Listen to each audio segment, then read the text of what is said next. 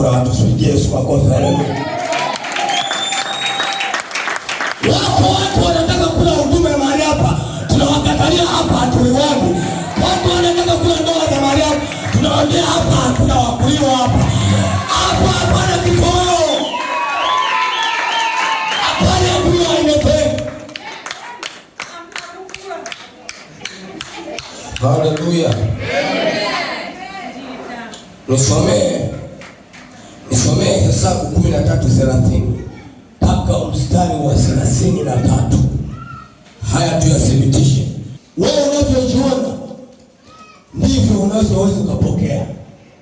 Tunataka tuangalie hawa watu walienda kupeleleza nchi, alafu wakajiona wao ni panzi. Nataka tuangalie kwenye Bible hapo. Hesabu 13 na mstari wa 30. Ndio, soma mtumishi. Kalebu akawatuliza watu mbele ya Musa. Kalebu akawatuliza watu mbele ya Musa. Akasema, na tupande mara tukaitamalaki. Ndio. Maana twaweza kushinda bila shaka. Twaweza kushinda bila shaka. Bali wale watu waliopanda pamoja naye, wale watu waliokwenda kupeleleza kama wewe ulivyo hapa, wakasema hatuwezi kupanda tupigane na watu hawa. Hatuwezi kupanda kupigana na wale jamaa. Kwa maana wana nguvu kuliko sisi. Wana nguvu kuliko sisi. Wakawaletea wana wa Israeli habari mbaya ya ile nchi. Wakawaletea wana wa Israeli habari mbaya, habari ya ile nchi. Walioipeleleza. Wakasema ile nchi tuliyopita kati yake. Ndio. Ndio. Nchi inayowala watu wanaoikaa. Na watu wote tuliowaona ndani yake ni watu warefu mno. Kisha huko tuliwaona wanefu, wana wa Anaki, waliotoka kwa hao wanefu. Tukajiona nafsi zetu kuwa kama mapanzi, nao ndivyo walivyotuona sisi. Sikiliza, tukajiona nafsi zetu kuwa kama panzi, na wao ndivyo walivyotuona. Wachawi wanakuona wewe nafsi yako kama panzi, na wewe ndivyo unavyojiona ni panzi.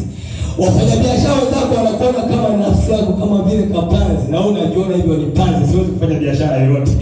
Vile vile na kwenye huduma unajiona kama kapanzi, mimi sio panzi. Mimi ni chuchu lile refu. Mimi ni Daudi na uwezo wa kuangusha hata warefu, hata kama wamepanda juu, wanafika wale wanaokula watu wanaokula kwenye nchi yetu hapa. Sisi tunawala wenyewe, sema tunawala. Wanaokula afya zetu ndio tunawala. Kama mtu mwingine kama mwingine ni bibi yako analiwa. Sema awe mjomba. Amenila.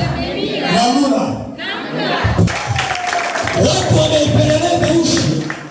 Wamekutana na watu wanefu, wana wa Anaki, waneferi, watu wenye nguvu kuliko. Wakapeleka habari mbaya. Sema hatuwezi kugombana nao. Kalebu akasema no, bila shaka tutafanya, tutashinda. Yeye aliona kushinda, wengine waliona kufanya nini?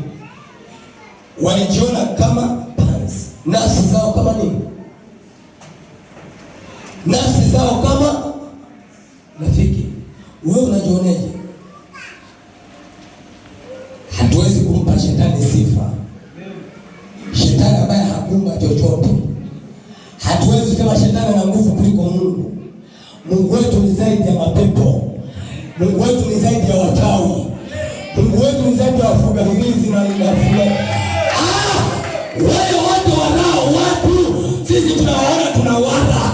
Hata kama ni warefu, mapepo yote yaliyokukula wewe yaambie leo mnaliwa wenyewe.